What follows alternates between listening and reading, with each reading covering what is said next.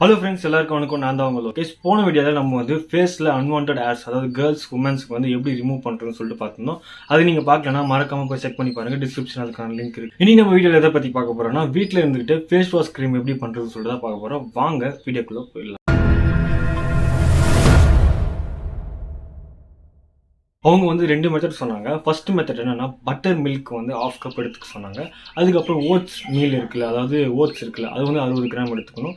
அதிமதுரம் வந்து 1 spoon use பண்ணிக்கணும். இது மொத்தமே சேர்ந்து மிக்ஸ் பண்ணிட்டு நம்ம வந்து இது ஒரு க்ரீமா டெய்லி அப்ளை பண்ணிட்டு வந்தோம்னா கண்டிப்பாக நம்ம ஃபேஸில் வந்து நிறைய மாற்றங்கள் தெரியும். ரெண்டாவது மெத்தட் என்னன்னா, ஃபர்ஸ்ட் வந்து பி வேக்ஸ்னா என்னன்னா, தேனோட அடை இருக்குல்ல, அதுதான். அது வந்து நீங்கள் கடையில் போய் கேட்டீங்கன்னா கண்டிப்பாக கொடுப்பாங்க. அது வந்து 120 கிராம் வாங்கிக்கோங்க. அதுக்கப்புறமா ரோஸ் வாட்டர் 1 கப் வந்து வாங்கிக்கோங்க. அதுக்கப்புறமா பாதாம் எண்ணெய், இதுவும் கடையில் கேட்டால் கொடுப்பாங்க. இது வந்து ஒரு 500 ml வாங்கிக்கோங்க.